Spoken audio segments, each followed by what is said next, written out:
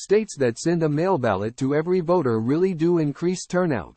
Scholars find lately, a rough consensus has emerged among people who study the impact of voting policies. Though they often spark fierce partisan fighting, most changes to voting laws do little to affect overall turnout, much less election results. But one fast-growing reform appears to stand out as an exception. When every registered voter gets sent a ballot in the mail, a system known as universal vote by mail, voting rates tend to rise, numerous studies have found. Time equals 400 ms. Greater than advocates for mail voting say these findings haven't gotten the attention they deserve, and that they should lead more states that want to boost turnout to adopt UVM, as it's called. A remarkable degree. Most of the nation's leading journalists, democracy reform organizations, and elected officials continue to largely ignore, downplay, or even dismiss outright the potentially profound implications of these noticeably high turnout rates, said a research paper released last month by the National Vote at Home Institute, which advocates for increased use of mail voting. Currently, 8 states, California, Colorado, Hawaii, Nevada, Oregon, Utah, Vermont, and Washington, use UVM. Efforts in recent years by many states to make it easier to vote by mail prompted a furious backlash from former President Donald Trump and his backers, who have repeatedly claimed, without evidence, that mail voting is dangerously vulnerable to fraud.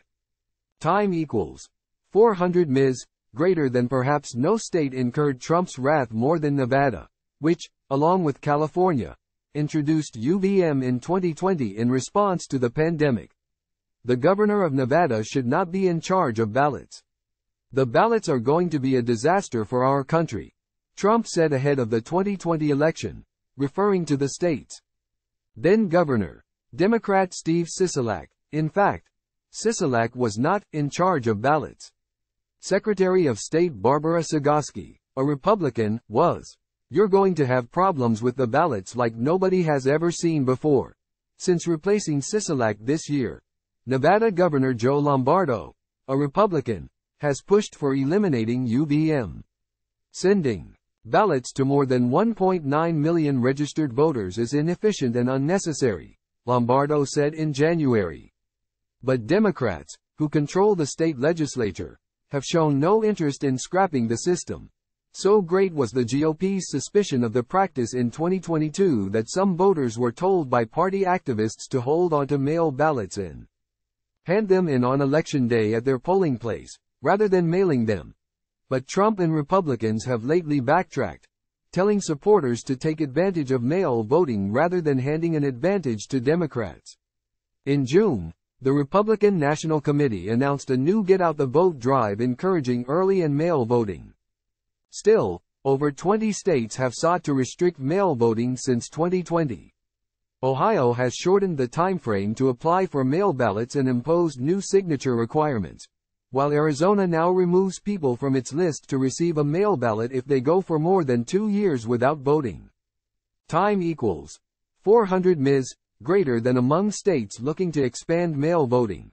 Not all have gone as far as UVM.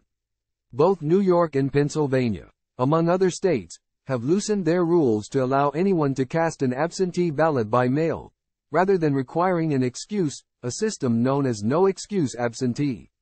But the voter still must take the trouble to apply to receive their absentee ballot, rather than being mailed one automatically. Experts say there isn't strong evidence that these more modest approaches to mail voting do much to boost turnout. Other reforms that likewise have become core to the Democratic platform on voting policy, like adding early voting opportunities, also haven't consistently been shown to increase voting rates. Allowing people to register at the polls, often called same-day registration, has in some studies been associated with small turnout increases. By contrast, the research on UVM finds a consistent and significant impact, advocates say. That's hardly surprising. Under UVM, election officials simply mail ballots to directly everyone on the voter rolls, almost literally putting a ballot in voters' hands. Voters can return their ballot either through the mail or by leaving it in a secure ballot drop box. A 2022 paper by Eric McGee and Jennifer Palick of the Public Policy Institute of California and Mindy Romero of the University of Southern California found that UVM increased turnout among registered voters by 5.6 percentage points in the 2020 election, what the authors called a substantial and robust positive effect. A 2018 paper by the data firm Pantheon Analytics, which works for Democrats and progressive groups, compared Utah counties that used UVM with those that didn't, and found that the system boosted turnout by 5 to 7 percentage points among registered voters. And a forthcoming paper by Michael Ritter of Washington State University, to be published in the November 2023 edition of the Election Law Journal, looks at various mail voting systems over the last decade and finds that UVM led to an 8-point increase in registered voter turnout. By and large, states that use UVM appear to see higher voting rates than those that don't. The National Vote at Home Institute research paper found that 8 of the 11 states that used UVM in 2020 were in the top 15 states for turnout of active registered voters. And none of those 8 were battleground states, which tend to see higher turnout. 2 other states using UVM for the first time in 2020 ranked first and second on improved turnout compared to 2016, Hawaii, which saw a 14% jump, and Utah, which saw an 11% jump. Time equals 400 ms, greater than. The paper also found that UVM has a particularly large impact on turnout rates for young voters, Black and Latino voters, who tend to vote at lower rates than average. Advocates say there's another reason why policymakers should have no reluctance to embrace UVM. Despite its impact on turnout, it doesn't help one party more than the other, according to numerous studies.